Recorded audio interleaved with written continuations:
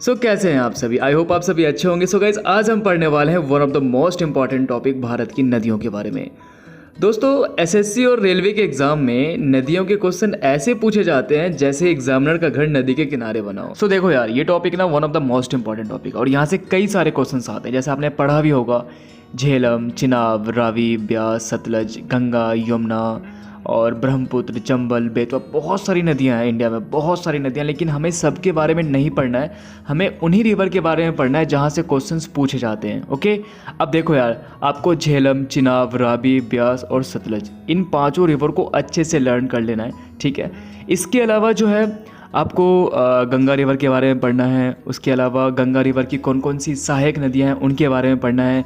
यमुना की कौन कौन सी सहायक नदियां हैं उनके बारे में पढ़ना है। एंड इसके अलावा जितनी भी रिवर है इंडिया में, जो one of the most important river है, उनकी लंबाई कितनी है वो पढ़ना है भाई, क्योंकि ये जो रिवर का जो लेंथ वाला क्वेश्चन है ना, कई बार एग्जाम में पूछा गया है। ओके, जैसे आपने पढ़ा भी होगा। देखो यार, गंगा रिवर की अगर बात करें ना, तो कहीं कहीं आपको 2525 किलोमीटर दिख जाएगा और कहीं कहीं आपको 2510 किलोमीटर भी दिखता है। ओके, तो आप अपने हिसाब से देख लेना कि आपके बुक में कौन सा लिखा हुआ है। तो यार मैं तो आपको यही बोलूँगा कि भाई एनसीईआरटी से कर लेना, क्योंकि एनसीईआरटी में जो भी लिखा हो एग्जाम में वही टिक करके आना।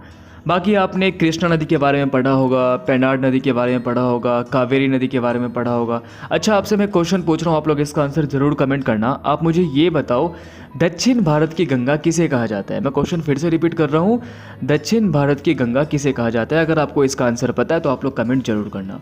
बाकी देखो, इसमें आपको डैम से भी क्वेश्चंस आते हैं, बट अपन डैम बाद में पढ़ेंगे। अभी एक क्वेश्चन पूछा जाता है कई बार कि कावेरी नदी जल विवाद जो है वो किन दो स्टेट के बीच में है?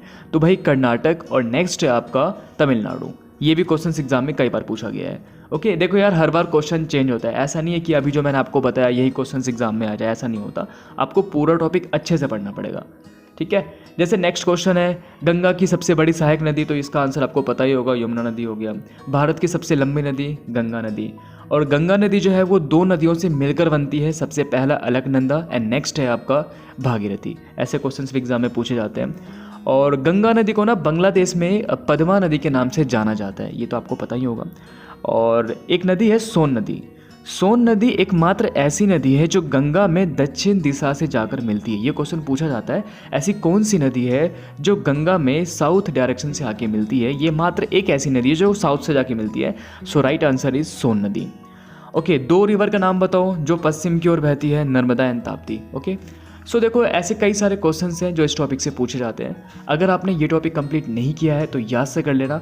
बाकी इस टॉपिक को लेकर कोई भी डाउट हो तो आप मुझसे पूछ सकते हो। टेलीग्राम ग्रुप का लिंक आपको डिस्क्रिप्शन बॉक्स में मिल जाएगा। सो फाइनली मेरा ये टॉपिक हो गया है डन। अब मुझे नेक्स्ट टॉपिक लर्न करना है डैम को लेकर। देखो यार, बांध से भी कई सारे क्वेश्चन एग्जाम में पूछे जाते हैं। अच्छा, आपसे मैं क्वेश्चन पूछ रहा हूँ, आप लोग मुझे ये बताओ, भारत का सबसे लंबा डैम कौन सा है? अगर आपको इसका आंसर पता है तो आप लोग कमेंट जरूर करें। बाकी इसके अलावा सरदार सरोवर परियोजना, यहाँ से क्वेश्चंस आते हैं। गिरना परियोजना से क्वेश्चंस आते हैं। ये पूछा जाता है कि भाई गिरना परियोजना किस रिवर पर सिचुएटेड है? सो राइट आंसर इज गिरना नदी। और गिरना नदी कहाँ पर है? महाराष्ट्र में। ऐसे ही क्वेश्चंस पूछा जाता है कोयना परियोजना के बारे में, तो ये कहाँ पे सिचुएटेड है? महाराष्ट्र में। और किस रिवर पे है? तो कोयना नदी पे। ओके, इसके अलावा आपने हीराकुद डैम के बारे में पढ़ा होगा, टिहरी बांध के बारे में पढ़ा होगा। सो यहाँ से भी क्वेश्चंस आते हैं। अच्छा, डैम का मैंने एक और आई थिंक इसमें तो है ही। अच्छा, एक और पेज आगे देखेंगे वो। ओके, इसके अलावा आपने चंबल परियोजना के बारे में पढ़ा होगा, दामोदर नदी घाटी परियोजना, इसके बारे में पढ़ा होगा। यहाँ से क्वेश्चंस पूछे जाते हैं। ओके, रिहान डैम परियोजना के बारे में आपने पढ़ा होगा। अब देखो, एक और पेज है, वहाँ पे भी मैंने डैम के बारे में लिखा, हाँ लिखा हुआ ये रहा। सो नेक्स्ट है आपका टिहरी डैम। देखो, टिहरी डैम किस नदी पर बना हुआ है? आई मीन किस नदी पर सिचुएटेड है? तो भागीरथी नदी पे। उसके अलावा इदुक्की डैम, ये पेरियार नदी पे है। उकाई डैम ताप्ती नदी पे है। एंड इसके अलावा माही डैम किस नदी पर है? तो भाई माही नदी पर है। इंद्रावती डैम किस रिवर पे है? तो इंद्रावती नदी पे है। और इंद्रावती नदी कहाँ पर सिचुएटेड है? तो ओडिशा में। ओके, इसके अलावा आपने पढ़ा भी होगा अलमाटी डैम कहाँ पर है? तो अलमाटी डैम भाई कृष्णा नदी पे है। और ये किस स्टेट में है? तो कर्नाटक में है। तो ये सारा कुछ आप लोग अच्छे से लर्न कर लेना।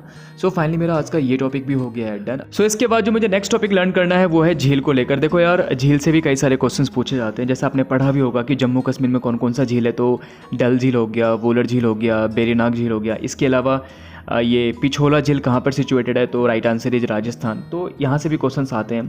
उत्तराखंड में कौन कौन सा झील है, तो सातताल झील हो गया, देवताल झील हो गया, नैनीताल झील। और आंध्र प्रदेश में 2 झील सिचुएटेड है, दोनों के दोनों मोस्ट इंपॉर्टेंट है। सबसे पहला कोलेरू झील एंड नेक्स्ट पुलिकट झील। तो इन दोनों को आप लोग अच्छे से लर्न कर लेना। इसके अलावा ओडिशा में चिल्का झील, तमिलनाडु में पुलिकट झील। सो अगर आपने अब तक झील टॉपिक लर्न नहीं किया है तो याद से कर लेना। झील को लेकर भाई कोई भी डाउट हो कि कहाँ से कंप्लीट करना है, कैसे कवर करना है, तो आप मुझे टेलीग्राम ग्रुप में मैसेज करना। टेलीग्राम ग्रुप का लिंक आपको डिस्क्रिप्शन बॉक्स में मिल जाएगा।